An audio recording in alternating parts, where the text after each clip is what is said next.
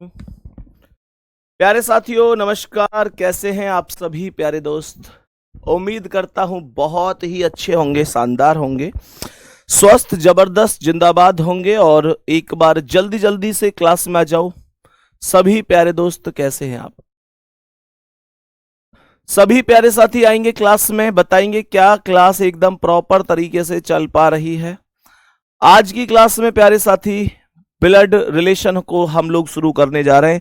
मोहम्मद बिलाल, शिवी, महेश यादव, कार्तिक राजभर, संदीप, श्वेता चौधरी, शिवांश, अनुज यादव, ऋषभ, विकास बाबू, user रुचि जायसवाल, पूनम सिंह, रेशमा, प्रदीप कुमार, प्रिया पांडे, गोलू गुप्ता, रंजीत, रतन कुमारी, रतन क्या नाम है इनका, रत्ना कुमारी, सानू, नीलम, मधुबाला चौहान, मंजू राणा, अंजलि कुमारी, सूरज कुमार, संतोषी, अंकुश सैनी, निशार रानी, कीर्तन यादव, सुधीर कुमार, दीपक कुमार, अनुपम, सभी को बहुत सारा प्यार।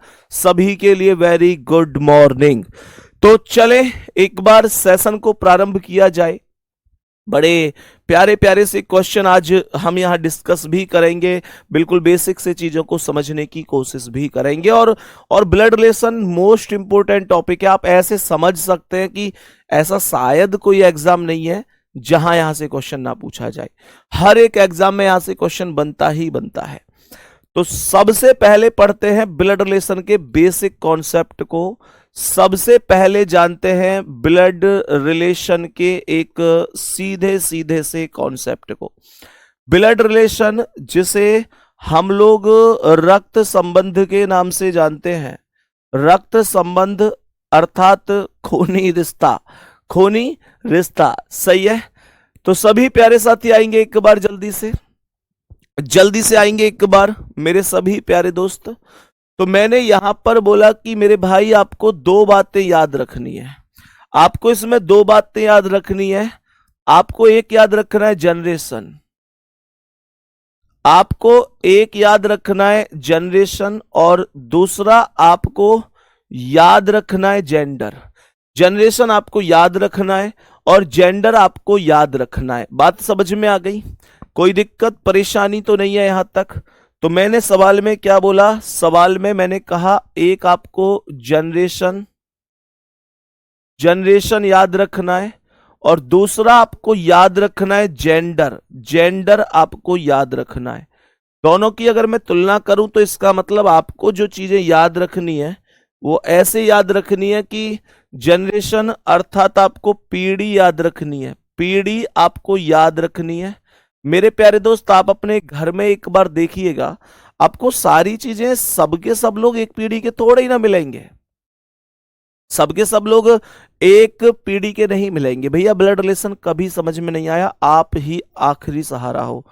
मेरे दोस्त कॉपी पेन कमेंट रोक के पढ़ के जाना एक बार, और आज की क्लास में ही एक एक बच्चे के मतलब मुंह से निकलवा दूंगा कि यार भैया गजब हो गया, सब समझ में आया। ठीक है, तो मैंने ये बोला कि जनरेशन मतलब पीढ़ी हो गया और जेंडर मतलब मेल या फीमेल। अब देखो हमारे घर में हमारी पीढ़ी के कौन कौन है। हमारे पीढ़ी के जैसे मतलब हमारे भाई हो गए, हमारी बहन हो गई। हमसे एक पीढ़ी ऊपर कौन होता है? हमसे एक पीढ़ी ऊपर कौन है? हमसे एक पीढ़ी ऊपर हमारे माता जी हैं, पिताजी हैं, चाचा चाची और मामा मामी, मौसा मौसी, यही तो है। और उनसे भी एक पीढ़ी ऊपर मतलब हमसे दो पीढ़ी ऊपर कौन है? तो हमारे दादा दादी हैं, नाना नानी हैं, हाँ या ना। हमसे एक पीढ़ी नीचे कौन है? हमसे एक पीढ़ी नीचे हमारे पुत्र पुत्री, भतीजे भतीजी, भांजे भांजी, ये सब लोग हमसे एक पीढ़ी नीचे होते हैं। बात समझ में आ रही है? तो मेरे प्यारे दोस्त आपको एक तो ये पता होना चाहिए। दूसरा मुद्दा यहां पर ये उठता है कि जेंडर पता होना चाहिए, और जेंडर में आपको ये पता होना चाहिए कि दिया हुआ व्यक्ति एक पुरुष है अर्थात मेल है या महिला है अर्थात मेरे प्यारे गुड्डा फीमेल है। मेरे सभी प्यारे भाई और मेरी सभी प्यारी बहन ध्यान रखना कि जब जब आप लोग किसी पुरुष को रिप्रेजेंट करोगे तो पुरुष को जो आप लोग रिप्रेजेंट कर रहे होंगे वो प्लस के साइन के द्वारा रिप्रेजेंट कर रहे होंगे, क्योंकि ब्लड रिलेशन में कई बार तो लेटर आ जाते हैं, ए बी का भाई है, तो हमें याद नहीं रहता पूरा डायग्राम बनाने के बाद कि हमने किया कैसे था।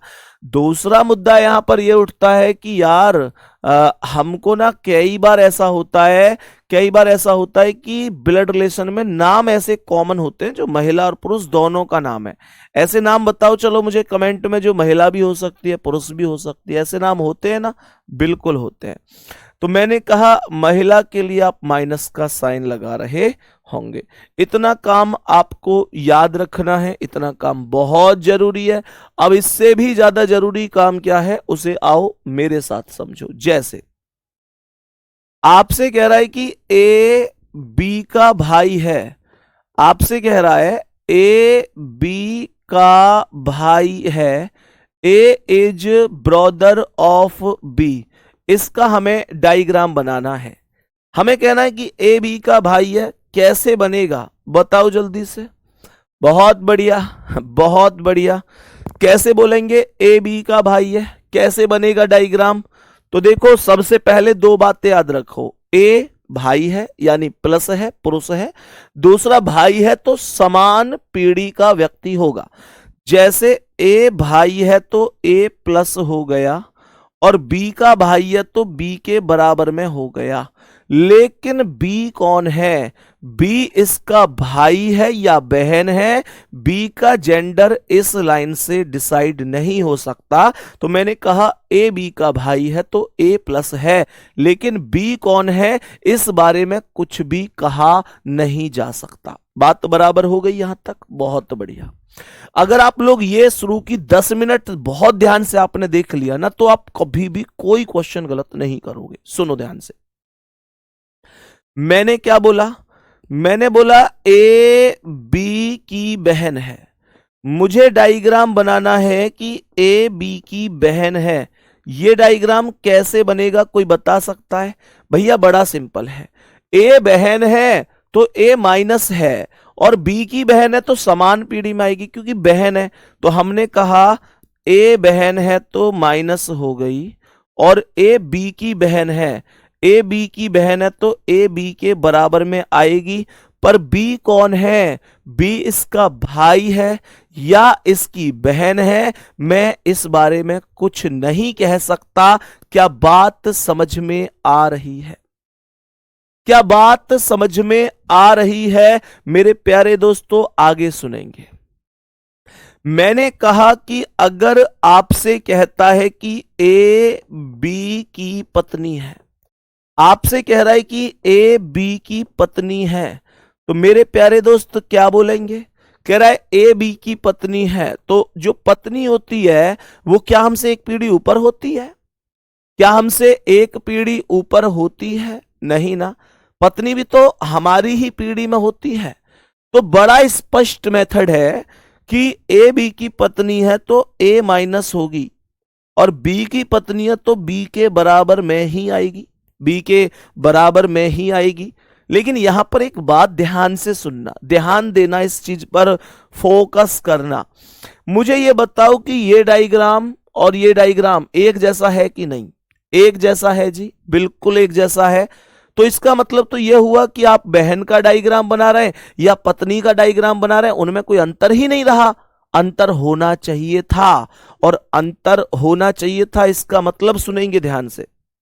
जब कभी भी विवाहित जोड़े का आप डायग्राम बनाएंगे तो इस लाइन को डबल लाइन से रिप्रेजेंट कर देंगे। जैसे मैंने कहा ए बी की पत्नी है तो आप इस लाइन को डबल कर दो, ए बी की पत्नी है तो आप इस लाइन को डबल कर दो, और अगर ए पत्नी है तो बी को पति अर्थात प्लस बना दो। बात समझ में आ रही है? अगर ए बी की पत्नी है तो बी ए का पति होगा, बी ए का पति हो जाएगा। मेरे सभी प्यारे दोस्त बताएंगे, बी ए का पति हो जाएगा। मुझे एक बात बताओ, मुझे एक बात बताओ, कोई दिक्कत तो नहीं है?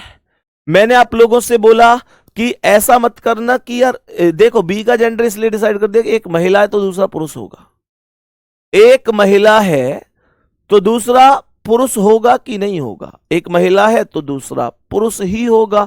अब मेरे प्यारे दोस्त ऐसा मत करना सर आजकल तो महिला महिला से शादी कर रही है, पुरुष पुरुष से शादी कर रहा है।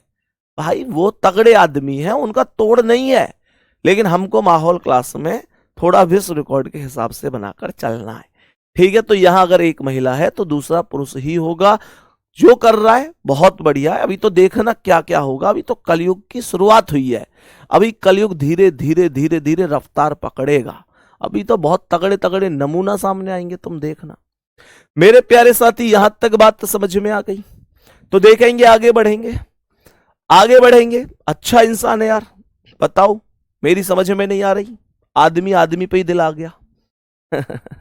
खैर चलो कोई नहीं, आओ नेक्स्ट क्वेश्चन पे ध्यान से देखो। हमने पत्नी बनाई, बहन और भाई, ये सारी चीजें हमने यहां पर समझी। मैंने क्या बोला मैंने बोला कि अगर आपसे कह रहा है कि ए बी का पिता है, आपसे कह रहा है कि ए बी का पिता है, तो कैसे बनेगा डायग्राम, क्या बना सकते हो? ए बी का पिता है तो मेरे प्यारे दोस्त बी अगर ये है तो इसका मतलब पिता का मतलब क्या है? पिता का मतलब है, पिता का मतलब है मेरे प्यारे दोस्त, पिता का मतलब ये हो गया कि ए बी का पिता है।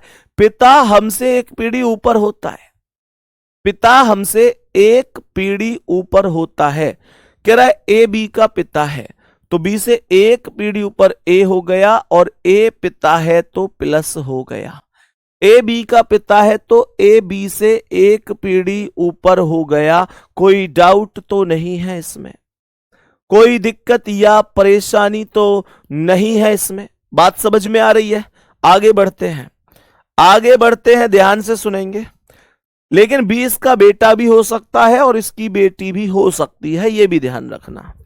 मानकर चलो आपसे कह रहा है कि ए बी का चाचा है, आपसे कह रहा है कि ए बी का चाचा है, तो कैसे बनाओगे?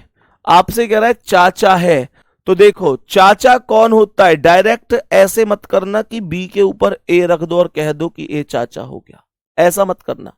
एक्चुअल में चाचा डायरेक्ट हो नहीं सकता। चाचा का मतलब है कि पहले कोई ना कोई पिताजी होंगे और पिता का कोई ना कोई भाई होगा, पिता के भाई को ही चाचा कहा जाता है।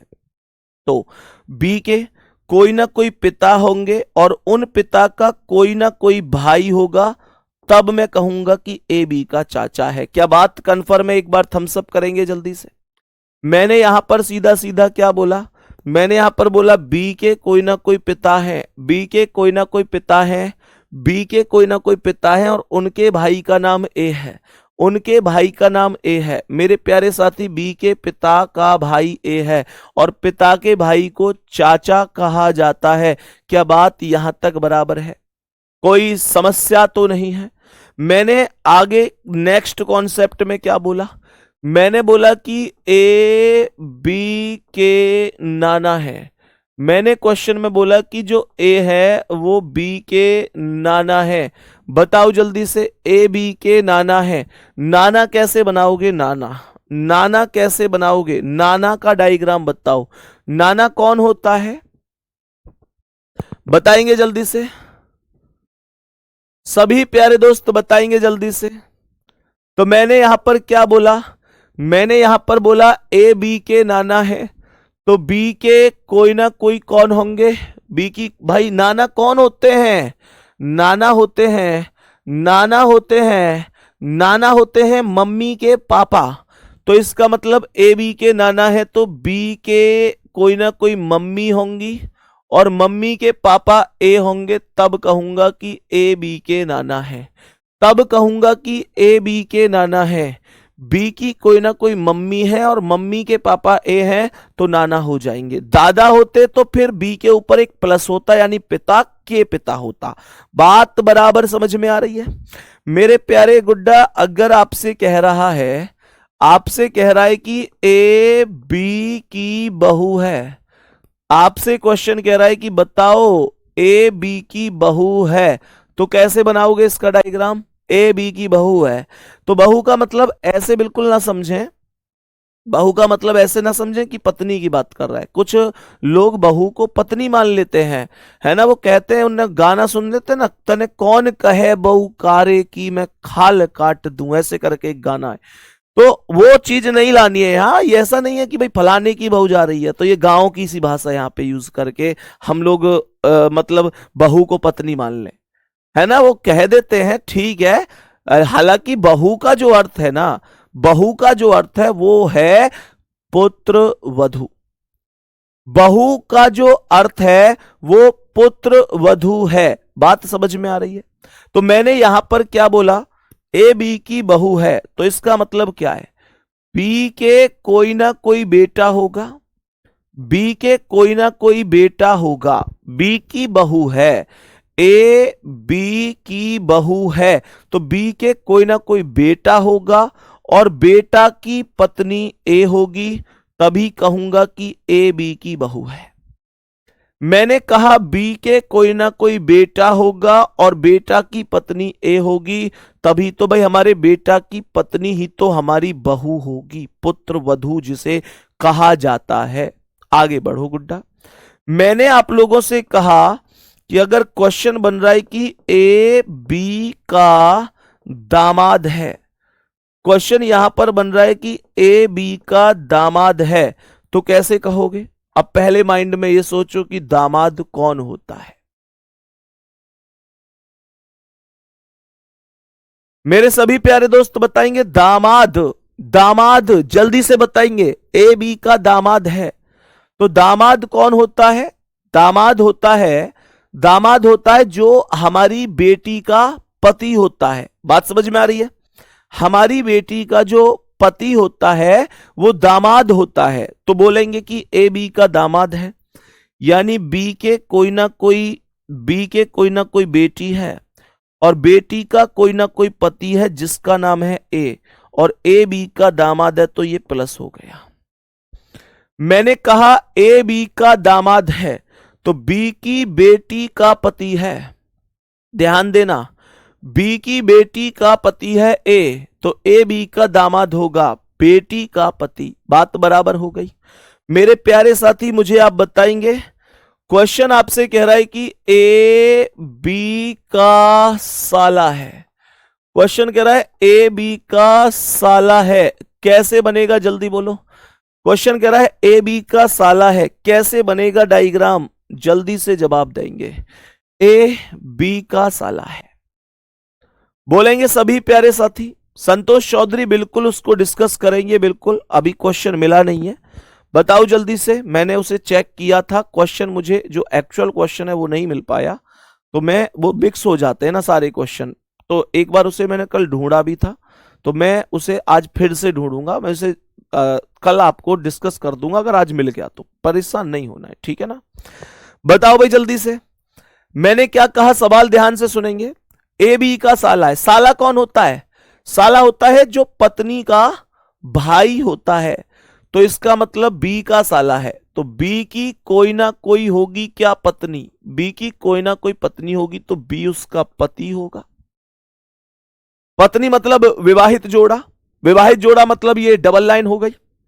और मैंने कहा ए बी का साला है, तो बी की पत्नी का भाई होगा, पत्नी का भाई होगा, तब कहूंगा कि ए बी का साला है, तब कहूंगा ए बी का साला है। और अगर क्वेश्चन ये पूछा जाता कि ए बी का जीजा है, तब क्या करते? अगर क्वेश्चन ये होता कि ए बी का जीजा है, ए बी का जीजा है, तब क्या जवाब देते बताओ? ए बी का जीजा है। अब कैसे करोगे?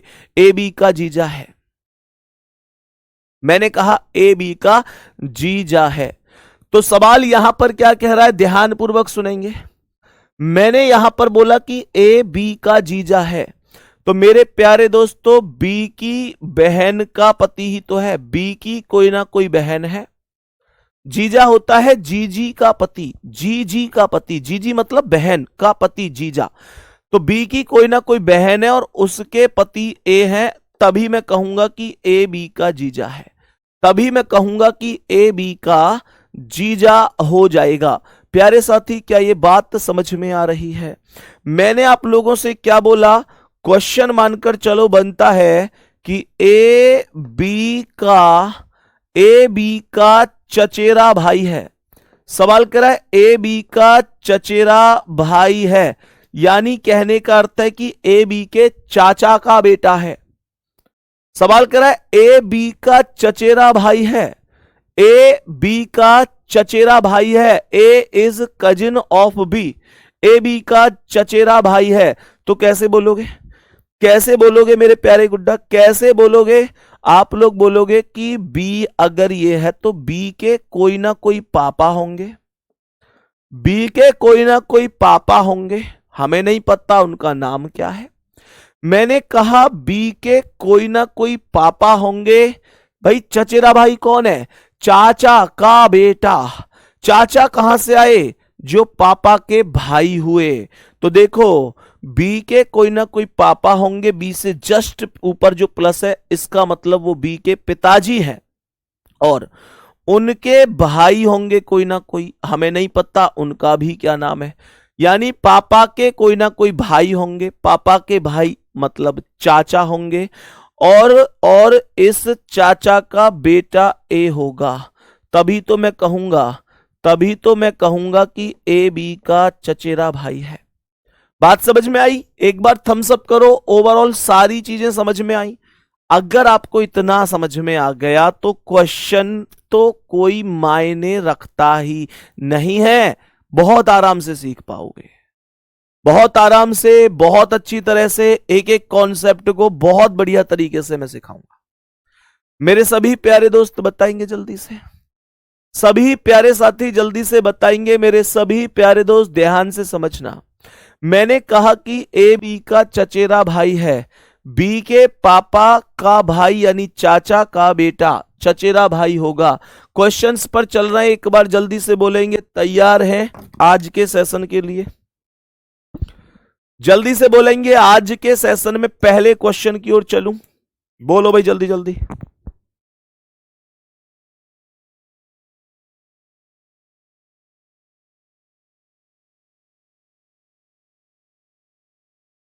चले एक बार क्वेश्चन पे। भैया दोस्त का डायग्राम कैसे बनेगा? मेरे प्यारे दोस्त, आज तक प्रीवियस ईयर के किसी भी क्वेश्चन में या किसी भी किताब में दोस्त का कोई सवाल बना ही नहीं है, मतलब जिसका आंसर दोस्त आ रहा हो। चलो जी सवाल पर आएंगे। पहला सवाल क्या है, थोड़ा सा ध्यान से देखेंगे।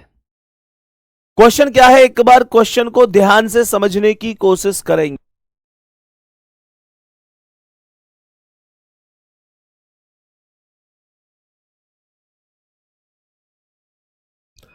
सवाल को सुनेंगे क्या कह रहा है।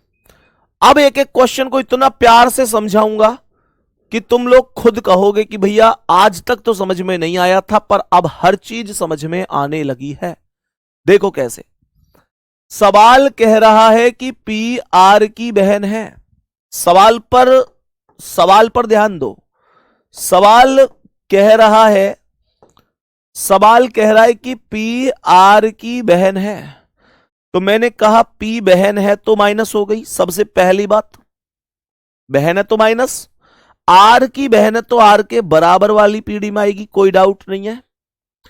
कह रहा है आर क्यू का पिता है, आर क्यू का पिता है तो आर प्लस हो जाएगा, और क्यू का पिता है तो क्यू इसका संतान होगी। बेटा भी हो सकता है और बेटी भी हो सकती है। आगे क्या कह रहा है, एस क्यू की पत्नी है तो क्यू की पत्नी मतलब डबल लाइन एस होगी, और एस पत्नी है तो माइनस होगी, और क्यू इसका पति होगा। बात समझ में आ गई। कह रहा है कि टी एस की पुत्री है, टी एस की पुत्री है तो एस से एक पीढ़ी नीचे टी होगी और पुत्री है तो माइनस। इसमें कोई तकलीफ तो नहीं है। क्वेश्चन हमसे नॉर्मल पूछ रहा था कि पी का टी से क्या संबंध है। क्वेश्चन कह रहा था ये जो पी है ये कौन है इस टी का। क्वेश्चन कह रहा है पी का टी से क्या संबंध है। तो मैंने ये बोला कि टी के पिता कौन है, क्यू। टी के पिता कौन है, क्यू, हाँ या ना। देखो टी की मां एस है, एस का पति क्यू, तो मां का पति पिता, पिता। और ये देखो पिता के कौन है, पिता। मैंने कहा टी के पिता क्यू और क्यू के पिता आर, तो ये पिता के पिता यानी दादा हो गए और ये दादा की बहन हो गई, दादा की बहन हो गई। तो यहां पर एक ऑप्शन बन रहा है पिता के पिता की बहन, पिता के पिता की बहन। डी ऑप्शन करेक्ट आंसर हो जाएगा। कोई भी दिक्कत तो नहीं है, बताओ। सवाल समझ में आया हो तो बताओ, कोई दिक्कत तो नहीं होनी चाहिए। मेरे प्यारे साथी बात बताएंगे, समझ में आ रही है। देखो ध्यान से, नेक्स्ट क्वेश्चन पर आ जाओ। नेक्स्ट क्वेश्चन को ध्यान से देखेंगे क्या कह रहा है। सवाल को एकदम गौर से सुनेंगे क्या कह रहा है। सवाल कह रहा है कि ए बी का भाई है। मैंने कहा ए प्लस हो गया, बी का भाई है, तो यहां पर बी लिख देंगे। बात तो समझ में आई। ए बी का भाई है तो ए प्लस हो गया, बी का भाई है, ये बी यहां आ गया। बी का जेंडर अभी नहीं पता, क्या बोल रहा है आगे। बी सी की बहन है, बी बहन है तो बी माइनस होगी। बी सी की बहन है तो बी सी के बराबर में आएगी। बात यहां तक कोई डाउट। मैंने कहा कि सी डी की मां है, सी मां है तो माइनस होगी। डी की मां है तो इसका मतलब डी से ऊपर आएगी एक पीढ़ी, डी इसका बेटा या बेटी होगी, एक पीढ़ी नीचे आएगा। कह रहा है डी ई की पत्नी है तो डी माइनस हो गई, ई की पत्नी है मतलब ई के साथ विवाहित है, और ई कौन हो गया, इसका पतिदेव हो गया। आगे सवाल कह रहा है कि ई एफ का पिता है। ये ई प्लस है एफ, तो एफ से ऊपर एक पीढ़ी आएगा। एक बात और सुनो, अगर ई पिता है तो डी कौन है, मां है, मां हो गई। कह रहा है एफ जी का भाई है, एफ जी का भाई है तो एफ प्लस हो गया, जी का भाई है तो जी यहां पर आ गया। बात यहां तक बराबर हुई। सवाल कह रहा है कि सी का ई से क्या संबंध है। जो पहले नाम आता है ना वही बताया जाता है कि वो कौन है बाद वाले का। सही है। सी का ई से, ये जो सी है ये कौन है, ई की। तो देखो सी का ई से, ई की पत्नी डी है और डी की जो मां है वो सी है, तो आंसर आएगा पत्नी की मां। यहां पर सास शब्द का प्रयोग भी किया जा सकता था, ध्यान रखेंगे, और दोनों बातों में एक अंतर समझेंगे। क्वेश्चन अगर यह कह रहा है कि सी का ई से क्या संबंध है तो निश्चित रूप से मेरा आंसर सास है। अगर क्वेश्चन ये होता कि ई का सी से क्या संबंध है, अगर क्वेश्चन ये होता कि ई का सी से क्या संबंध है, तो मेरे क्वेश्चन का जो आंसर होता वो दामाद होता। ये बात ध्यान रखना, दोनों बातों में यही अंतर है। मैंने कहा कि जो देखो यहां कह रहा था सी का ई से, यानी पहले सी आया तो ये बताया कि सी कौन है, सी सास है, सास आंसर हुआ। और यहां पर मैंने देखा ई का सी से, पहले यहां ई आया तो ई कौन है, ई दामाद है, इसकी बेटी का पति है, दामाद है, तो मेरे सवाल का आंसर दामाद आता है। इन दोनों ही बातों में थोड़ा सा ही अंतर है, लेकिन ये अंतर क्वेश्चन का आंसर गलत कराने में बहुत बड़ी बात ले आता है। समझ में आ रही है? चलो, उम्मीद करता हूं कि आप लोगों को बहुत ही शानदार तरीके से ये चीजें समझ में आ गई होंगी। नेक्स्ट क्वेश्चन पर चलते हैं मेरे प्यारे साथी, नेक्स्ट क्वेश्चन पर चलते हैं प्यारे गुड्डा। आप मुझे बताएंगे कि इसका क्या आंसर है। देखो ध्यान से, जल्दी से बोलेंगे सभी मेरे प्यारे साथी, क्या आंसर हो सकता है। एक एक चीज समझ में आई ना, सुनो ध्यान से। सवाल कह रहा है कि ए बी का पिता है। मैंने कहा ए प्लस है, बी का पिता है तो यहां पर बी आएगा, ए बी से एक पीढ़ी ऊपर आएगा। ए बी का पिता है तो ए प्लस होगा, बी का पिता है तो बी से एक पीढ़ी ऊपर आएगा। कह रहा है बी सी का भाई है, बी भाई है तो प्लस हो गया, सी का भाई है तो ये सी हो गया। बी सी का भाई है तो बी सी के बराबर वाली पीढ़ी में आ गया। मैंने यहां पर क्या बोला? मैंने बोला कि सी डी का पति है, सी पति है तो प्लस हो गया, डी का पति है तो डी इसकी पत्नी होगी, और सी और डी के बीच में विवाहित जोड़े का डबल लाइन रिलेशन मौजूद होगा। आगे क्या कह रहा है? डी ई की बहन है, डी बहन है तो माइनस है, ई की बहन है तो यहां पर ई रख देंगे, कोई दिक्कत नहीं है। फिर कह रहा है कि ई एफ की मां है तो ई माइनस हो गई, एफ की मां है तो एफ से एक पीढ़ी ऊपर ई आएगी। ई एफ की मां है तो एफ से एक पीढ़ी ऊपर रहेगी ना। आगे देखो, एफ जी की पत्नी है, एफ पत्नी है तो माइनस हो गई, जी की पत्नी है तो जी इसका पति हो जाएगा। कह रहा है परिवार में कुल कितने पुरुष हैं? परिवार में पुरुष की संख्या पूछ रहा है। मैंने कहा कि यार जितने प्लस हैं वो सब पुरुष ही तो हैं, जितने भी प्लस हैं वो सब पुरुष हैं। तो देखो 1 प्लस 2 प्लस 3 प्लस 4 प्लस 4 पुरुष हैं। महिलाएं कितनी हैं? महिलाएं हैं 1 2 3, 3 महिलाएं हैं। महिलाओं के नाम डी ई एफ, पुरुष के नाम जो बाकी बच रहे हैं वो सब। 4 पुरुष 3 महिला। बात बराबर हुई यहां तक? जल्दी से बोलेंगे मेरे सभी प्यारे दोस्त, क्या पूरा क्वेश्चन ओके है? अभी जस्ट हमने शुरू किया ऐसे, एक एक चीज समझ में आएगी आपको। थोड़ा सा हो सकता भी 1-2 लोग ऐसे हो जिनको पूरा कॉन्फिडेंस नहीं आ रहा हो, लेकिन अभी क्लास खत्म होने में टाइम बचा है और इतने टाइम में मैं आपको बहुत परफेक्ट करके भेजूंगा, फिर आप प्रैक्टिस कर लेना। और ये प्रैक्टिस मेरे प्यारे गुड्डा आप लोग तर्क ज्योति से कर सकते हैं।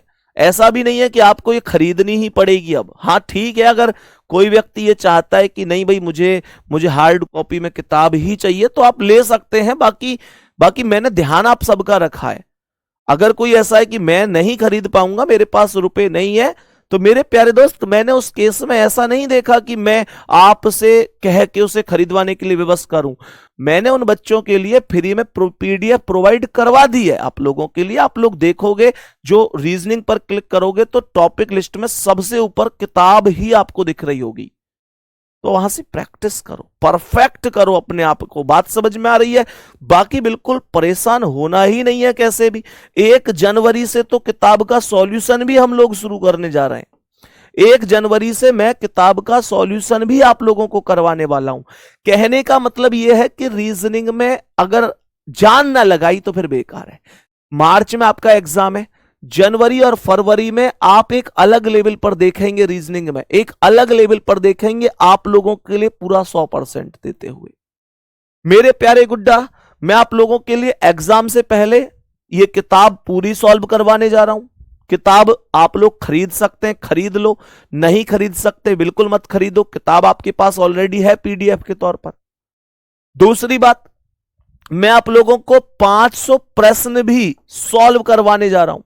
500 प्रश्न। देखो मैंने दिल्ली पुलिस में 117 प्रश्न दिए थे अंतिम समय में, 117 प्रश्न, और आज वो एग्जाम देकर आने वाले हर एक बच्चे की जुबान पर है। हर एक बच्चा उनकी तारीफ कर रहा है कि भैया जो आपने 117 प्रश्न दिए थे उनसे ही सब कुछ फंस गया, उनसे ही सब कुछ आ गया। हाँ ठीक है, आपको मैं 117 नहीं दे रहा, 500 प्रश्न दे रहा हूं। मजबूरी मेरी यह है कि यार आपका सिलेबस उनसे 2 गुने से भी ज्यादा है। आपका सिलेबस एसएससी से ज्यादा है, आपके सिलेबस में बहुत चीजें एक्स्ट्रा पूछी जाती हैं, तो मैं आपको 500 प्रश्न देकर चल रहा हूं। लेकिन प्यारे गुड्डा, इन 500 प्रश्नों को पढ़ना तो कोई बड़ी बात नहीं है ना आपके लिए। 500 प्रश्न तो आप आराम से पढ़ सकते हैं, कोई बहुत बड़ी बात तो नहीं है, आराम से आप लोग पढ़ सकते हैं, ठीक है ना। तो ये चालू करूंगा 1 जनवरी से, और दूसरा तर्क ज्योति, बस इतना टाइम आप लोग निकाल लेना, खत्म है सारी चीजें। आगे बढ़ते हैं मेरे प्यारे दोस्त, आगे बढ़ते हैं। इनमें से कोई भी चीज पेड नहीं है, सब कुछ फ्री है, बस आप पढ़ने के लिए समय निकालो। देखो आगे बढ़ो, नेक्स्ट क्वेश्चन क्या है, इसका आंसर क्या होगा। मैंने क्या बोला, ध्यान से सुनेंगे सभी प्यारे साथी, बताएंगे। प्रवीण भाई क्या दिक्कत हो गई बताएंगे, भाई कमेंट दिखाया करो यार, जिसकी कोई डाउट होता है तो, कोई दिक्कत है तो। सवाल को ध्यान से सुनेंगे। ए बी की मां है, मैंने कहा कि ए माइनस है, बी की मां है तो ए बी से एक पीढ़ी ऊपर होगी। ए बी की मां है, मैंने कहा ए बी की मां है, तो मैंने कहा ए बी से एक पीढ़ी ऊपर हो जाएगी। मां है तो माइनस हो गई, क्योंकि माता के लिए माइनस का ही तो साइन लगाऊंगा, कोई डाउट है नहीं उसमें। यहां पर कह रहा है कि बी सी की बहन है, बी बहन है तो माइनस है, सी की बहन है तो सी को यहां लिखो। एक बात बताओ कि अगर ए बी की मां है तो सी की भी तो मां होगी, क्योंकि जो इसकी बहन की मां है वो उसकी भी मां होगी, हाँ या ना। अब क्या कह रहा है, सी डी का पिता है, सी पिता है तो प्लस हो गया, डी का पिता है तो डी से एक पीढ़ी ऊपर हो गया, सी पिता है तो प्लस हो गया, डी से एक पीढ़ी ऊपर हो गया। आगे क्या बोला, डी ई का भाई है, डी ई का भाई है तो डी प्लस है, और ई का भाई है तो ई को यहां पर लिख देंगे, डी ई का भाई है। ई एफ का पति है, ई पति है तो प्लस है, एफ का पति है तो एफ इसके बराबर में आ जाएगी, पत्नी होगी इसकी। और आगे कह रहा है एफ, कह रहा है एफ जी की बहन है, ये एफ बहन है जी की, तो जी को यहां लिखो। अब आपसे चाहे कोई क्वेश्चन पूछा जाए, आप लोग आराम से सॉल्व कर सकते हैं। मैंने यहां पर बोला सी का एफ से क्या संबंध है, ये जो सी है इस एफ से सी का पूछ रहा है, तो जो पहले प्रयोग हुआ है ना नाम, वही बताया जाएगा कि वो कौन है बाद में आने वाले का।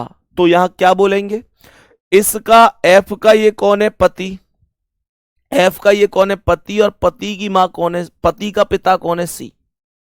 देखो ना, एफ का पति ई और ई का पिता सी, डी का पिता सी है तो ई का पिता भी सी होगा, क्योंकि ई और डी भाई भाई हैं, जो मेरे पिता हैं वही तो मेरे भाई के पिता हैं। कह रहा है इसका ये कौन है, पति, और ये पति का पिता, पति का पिता बोले तो ससुर, पति का पिता बोले तो ससुर। ए ऑप्शन पर डायरेक्ट पति का पिता लिख रहा है, ससुर भी लिखता तो वो भी एक ही बात होती। बहुत शानदार, बहुत ही शानदार, बहुत ही बेहतरीन। प्रवीण भाई कोई बात नहीं है, आपसे एक बार टीम संपर्क कर लेगी, ठीक है ना। नेक्स्ट क्वेश्चन पे आओ, नेक्स्ट क्वेश्चन पे आओ, बताओ इसका आंसर क्या होगा। सभी मेरे प्यारे साथी जल्दी से बोलेंगे इसका करेक्ट जवाब क्या है। कह रहा है कि ए बी का पति है, मैंने कहा कि ए पति है तो प्लस, बी का पति है तो ए बी के बराबर में आएगा, और बी इसकी पत्नी हो जाएगी। ए बी का पति है तो ए प्लस हो गया, बी का पति है इसलिए बी इसकी पत्नी हो जाएगी। कह रहा है कि बी सी की बहन है, बी बहन है तो माइनस, सी की बहन है तो सी इसके बराबर में आएगा। सवाल कह रहा है कि सी डी की मां है तो सी माइनस हो गई, डी की मां है तो सी डी से एक पीढ़ी ऊपर आएगी। कह रहा है डी ई का भाई है, डी भाई है तो प्लस हो गया, ई का भाई है तो यहां पर ई आ जाएगा, डी ई का भाई है। सवाल कह रहा है ई एफ की पत्नी है तो ई माइनस हो गई, एफ की पत्नी है तो एफ यहां पर आएगा, एफ इसका पति होगा। ई एफ की पत्नी है तो ई माइनस है, एफ इसका पति हो जाएगा। एफ जी का पिता है, तो एफ प्लस है, जी का पिता है, तो यहां पर जी रख देंगे। मैंने सवाल यहां पर बोला कि डी का एफ से क्या संबंध है। ये जो डी है ये कौन बनेगा एफ का। डी का एफ से क्या संबंध है। एफ की पत्नी का भाई है, पत्नी का भाई है। अगर पत्नी के भाई के स्थान पर साला शब्द का प्रयोग करता तो भी ठीक था। साला भी तो बन जाता ना भाई, साला बोलेगा तब भी तो ठीक है, उसमें क्या दिक्कत है, पत्नी का भाई साला ही होता है। ऐसे कितने साथी हैं जिनको अब परफेक्ट समझ में आ रहा है, एक एक शब्द समझ में आ रहा है, वो प्यारा सा दिल भेज देंगे कि भैया एक एक चीज लाजवाब माइंड में फिक्स हो रही है, सब समझ में आ रहा है हमको। बोलो जल्दी, सबको समझ में आ रही है सारी चीजें। नेक्स्ट क्वेश्चन का आंसर बताओ तो जल्दी से, नेक्स्ट क्वेश्चन का आंसर बताओ, अगर आ रही है तो जल्दी से बोलेंगे। सवाल क्या कह रहा है, सवाल क्या कह रहा है, एक परिवार में 6 सदस्य A B C D E F हैं। सवाल ने कहा डी के 3 बेटे ए बी सी हैं। सवाल कह रहा है डी के 3 बेटे हैं, डी के 3 बेटे हैं, ए बी और सी। तीनों बेटे हैं तो तीनों पर मैंने प्लस का साइन लगा दिया, कोई दिक्कत नहीं है। आगे इसने बहुत तगड़ी बात बोली है, आगे इसने बोला है कि डी बच्चों का पिता नहीं है। ओ भाई साहब, अभी इसने एक बात बोली थी कि ए बी और सी तीनों इसके बच्चे हैं, लेकिन अब कह रहा है कि इनका पिता नहीं है। एक बात बताओ मुझे, अगर मैं कहूं कि ए और बी 2 व्यक्ति हैं, मैं कहूं कि बी बेटा है ए का, पर मैं कहूं ए पिता नहीं है बी का, तो कौन होगा। अगर मैं कहूं कि बी बेटा है पर मैं कहूं कि जो ए है वो पिता नहीं है, तो इसका मतलब मां ही तो हुई ना, इसका मतलब मां ही तो हुई ना।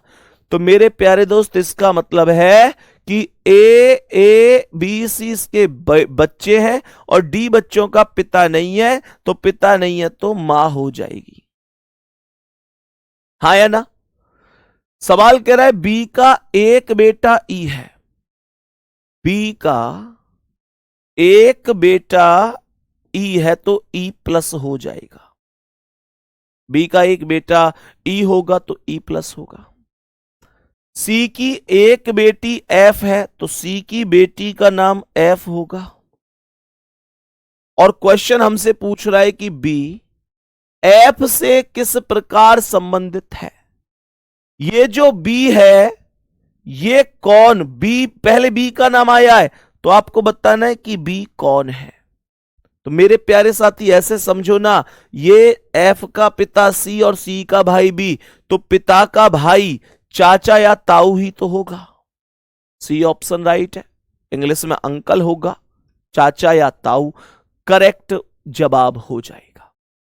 मेरे सभी प्यारे साथी जल्दी से बोलेंगे क्या बात समझ में आ रही है, यहां तक कोई दिक्कत तो नहीं है।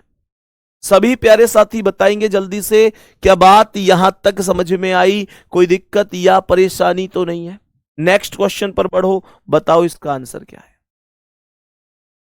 नेक्स्ट क्वेश्चन पर बढ़ो और बताओ इसका आंसर क्या होगा।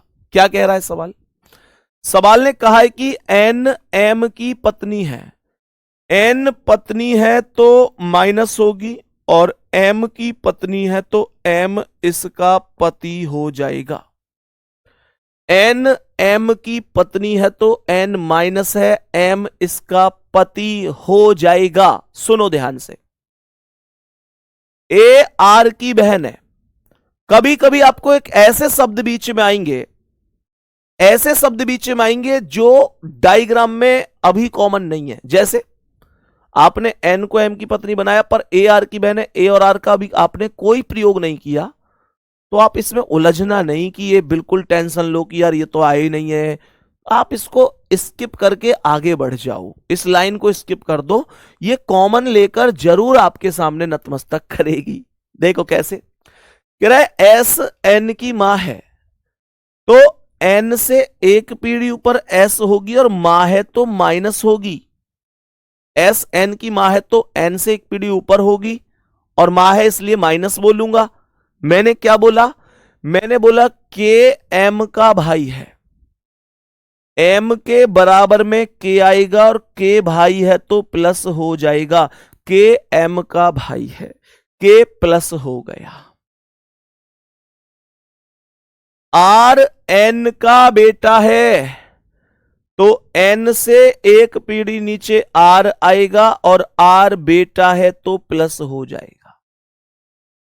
आर एन का बेटा है। मेरे प्यारे दोस्तों, कह रहा है के का ए से क्या संबंध है? के का ए से, के का ए से, के का ए से। ए आर की बहन थी तो आर के बराबर में ए आएगी। ए आर की बहन थी तो ए बराबर में माइनस होगी आर के बराबर में। और सवाल कह रहा है कि के का ए से, तो ये के कौन है? जो पहले आता है नाम वही बताना है कि वो कौन है। मैंने कहा ए का आर कौन है भाई? आर के पापा, आर की मम्मी एन है तो ए की मम्मी भी एन होगी तो एम पिता होगा। ए का पिता एम है, एम का भाई के है तो पिता का भाई है चाचा, आंसर हो जाएगा। पिता का भाई है चाचा, आंसर होगा। बेटा मामा नहीं होगा, सुधा चौधरी मामा नहीं होगा। मामा इसलिए नहीं होगा, मामा इसलिए नहीं होगा क्योंकि यहां पर आप लोग ऐसे समझो कि माता का भाई नहीं है। माता का भाई मामा होता है, ये पिता का भाई है। ए के पिता एम है और एम का भाई के है तो पिता का भाई मामा हो जाएगा, चाचा हो जाएगा, सॉरी चाचा करेक्ट आंसर है, ए ऑप्शन। आगे बढ़े, नेक्स्ट क्वेश्चन की ओर चले। बताओ इसका आंसर क्या है? अब देखो यहां पर ये नाम आने लग गए। एबीसीडी आए, ये जरूरी थोड़ी है, ऐसे नाम भी आ सकते हैं। तो कैसे बोलोगे इसे? देखो ध्यान से क्वेश्चन को समझेंगे। क्वेश्चन कह रहा है एक परिवार में 7 व्यक्ति हैं। अभय मोनू का पुत्र है। मानकर चलो ये मोनू है और मोनू के पुत्र का नाम अभय है। अभय मोनू का पुत्र है तो अभय प्लस हो जाएगा। निकुंज अंजलि का पुत्र है। निकुंज और अंजलि में से अभी कोई आया नहीं है तो इसे छोड़कर आगे बढ़ जाएंगे। कह रहा है मेघा और श्रेया राकेश की पुत्रियां हैं। ये भी नाम अभी नहीं आए तो इसे भी छोड़ दो, आगे बढ़ो। राकेश की शादी अंजलि से हुई है, ये भी अभी कॉमन नहीं है, आगे बढ़ो, स्किप करते जाओ, कोई दिक्कत नहीं है। मोनू की शादी श्रेया से हुई है। मोनू की शादी श्रेया से हुई है। राधा यादव लिख रही है सर तुमसे पहले कर रही हूं जबकि पहले कहीं नहीं पढ़ा है। तो वो आज जो क्लास के बाद में इनाम मिलेगा गुड़िया, वो तुमको ही तो मिलेगा, तुमको ही मिलेगा वो इनाम। तुमको क्या लगता है किसी और को मिलेगा? ना, तुमको ही मिलेगा। ट्रॉफी बिल्कुल मैं लेके आ रहा हूं क्लास के तुरंत बाद। कह रहा है मोनू की शादी श्रेया से हुई है तो मोनू की शादी श्रेया से कर दो। मोनू की शादी श्रेया से कर दो। देखो अब कॉमन नाम जरूर मिलेगा आपको। जैसे ये रहा, मेघा और श्रेया राकेश की पुत्रियां हैं। मेघा और श्रेया राकेश की पुत्रियां हैं तो मेघा और श्रेया, तो ये मेघा हो गई। मेघा और श्रेया ये दोनों की दोनों राकेश की पुत्रियां हैं तो राकेश को यहां पर लिख देंगे। राकेश की दोनों बेटियां हो गई तो राकेश इनके पिताजी होंगे। सवाल कह रहा है, सवाल यहां पर आगे अगर मैं ध्यान से देखूं तो यह कह रहा है कि राकेश की शादी अंजलि से हुई है तो राकेश और अंजलि का विवाह कर देंगे। बहुत ही बेहतरीन। कह रहा है निकुंज अंजलि का पुत्र है। तो मेरे प्यारे दोस्त निकुंज अंजलि का पुत्र है तो राकेश का भी तो पुत्र हुआ। इसका मतलब निकुंज श्रेया और मेघा का भाई हो गया। बात समझ में आ गई? सवाल यहां पर कह रहा है अभय मोनू का पुत्र है। ये लाइन मैंने ले ही ली। अभय का राकेश से संबंध पूछ रहा है कि ये जो अभय है ये कौन लगेगा राकेश का। तो राकेश की बेटी है श्रेया, राकेश की बेटी श्रेया और श्रेया का बेटा अभय, क्योंकि मोनू का बेटा श्रेया का भी बेटा होगा, क्योंकि मोनू और श्रेया पति पत्नी है। तो राकेश की बेटी का बेटा है, बेटी का बेटा होता है नाती, इसे ग्रैंडसन बोलेंगे।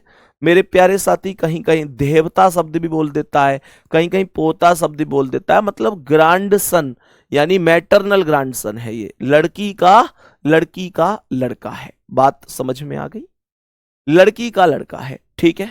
तो यहां से आगे कल कंटिन्यू करेंगे। उम्मीद करता हूं कि आज आपको ये बहुत बेहतर तरीके से समझ में आया होगा। एक बार शाम को टेलीग्राम पर जरूर बताना कि भैया कितना समझ में आया है आप लोगों को।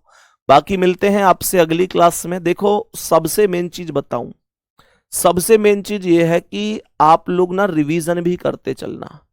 बाकी आपके लिए जो बेहतर हो पाएगा वो कोशिश मेरी ओर से रहेगी। मैं आप लोगों के लिए जितना बेहतर हो पाएगा उतना करता रहूंगा। अभी 1 जनवरी से तर्क ज्योति किताब का भी सॉल्यूशन हम लोग रख रहे होंगे। इसके अलावा मेरे प्यारे साथी मैं आपको 500 प्रश्न स्पेशल भी करा रहा हूंगा। मतलब आप लोग समझो कि उससे बाहर कुछ जाना नहीं है। फिर चीजें आप लोगों ने जितना पढ़ा है इसका रिवीजन भी आप वहां से कर रहे होंगे, है ना। तो रिवीजन बहुत जरूरी है, नहीं तो आप लोग पीछे का भूलते चले जाओगे। ठीक है जी, कल मिलते हैं फिर अगली क्लास में। थैंक यू, नमस्ते।